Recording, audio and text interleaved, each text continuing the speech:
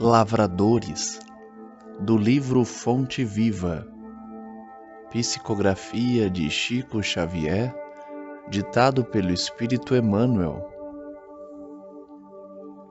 O lavrador que trabalha deve ser o primeiro a gozar dos frutos. Paulo, segunda carta a Timóteo, capítulo 2, versículo 6. Emmanuel comenta essa passagem dizendo: há lavradores de toda classe. Existem aqueles que compram o campo e exploram-no através de rendeiros suarentos, sem nunca tocarem o solo com as próprias mãos. Encontramos em muitos lugares os que relegam a enxada à ferrugem, cruzando os braços e imputando à chuva ou ao sol o fracasso da sementeira que não vigiam.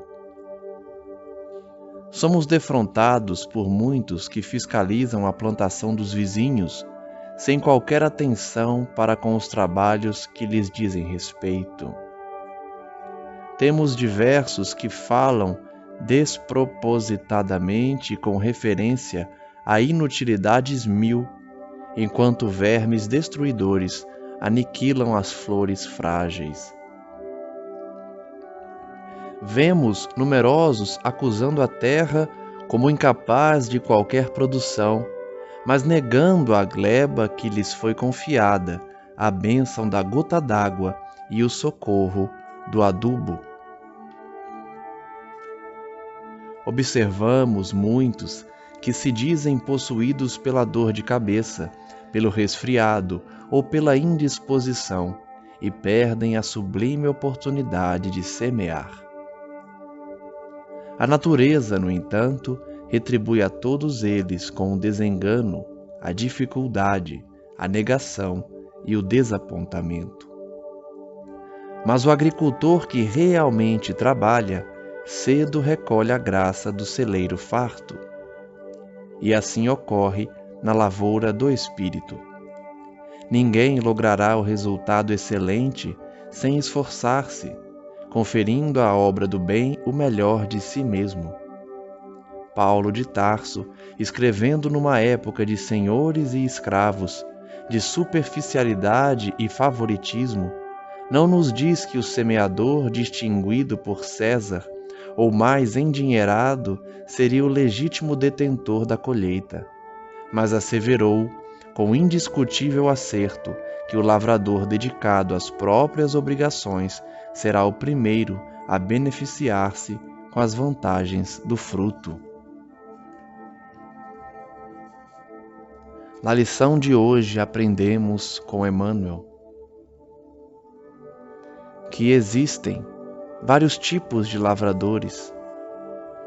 Existem aqueles que compram o campo e exploram, mas nunca tocaram nas suas próprias terras.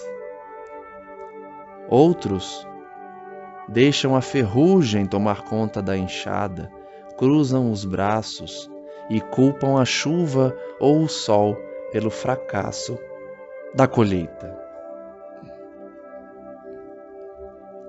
Alguns fiscalizam a plantação dos vizinhos, sem ter atenção para os trabalhos que lhes dizem respeito.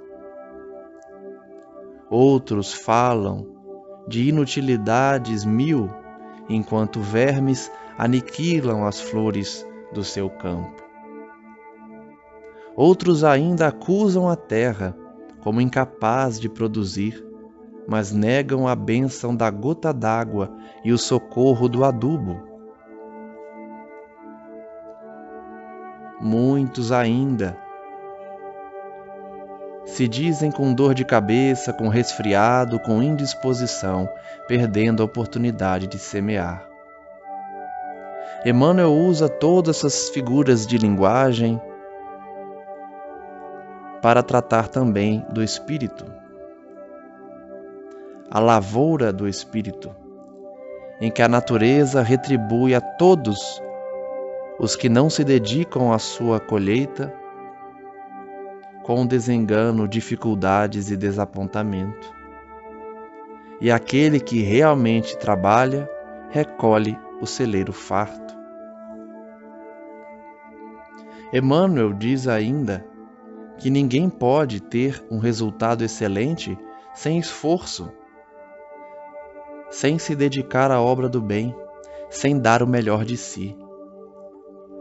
Cita então Paulo de Tarso, que naquela época, quando escreveu a passagem estudada, viviam senhores e escravos, superficialidade e favoritismo, ensinando que o semeador real não era aquele distinguido por César ou o mais endinheirado. O semeador que realmente colheria os frutos seria aquele que se dedique às suas próprias obrigações para colher os benefícios da colheita, do fruto. Reflitamos, portanto, nessa lição, aprendendo que devemos nos dedicar à nossa reforma íntima, aos trabalhos a que nos comprometemos, às obrigações de cada dia, sem olhar as obrigações do outro, sem apontar dedos, sem culpar as obrigações da vida e as dificuldades para a falta de colheita na nossa lavoura espiritual. Que possamos nos responsabilizar por tudo aquilo que ocorre em nossas vidas, o que deixamos de usufruir, o que deixamos de conquistar, ao invés de colocar a culpa nos outros ou em Deus. Que possamos, portanto, estar cientes dessa necessidade de reforma íntima e, principalmente, da necessidade de nos dedicarmos às tarefas que Deus nos confiou, não se entregando ao ostracismo, à inércia, à preguiça, mas sim trabalhando hoje e sempre em favor do próximo e de nós mesmos, servindo sempre como um trabalhador dedicado à lavoura, responsável pelos trabalhos recebidos. Graças damos a Ti, Senhor, hoje e sempre, e rogamos que a Tua paz e o Teu amor nos envolva a todos e especialmente aqueles que ainda não iniciaram seus trabalhos na lavoura espiritual, deixando de realizar a reforma íntima, a prática da caridade e o amor ao próximo.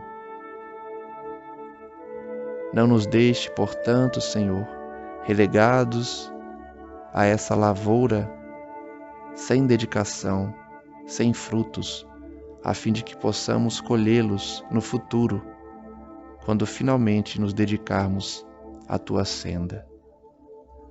Que assim seja.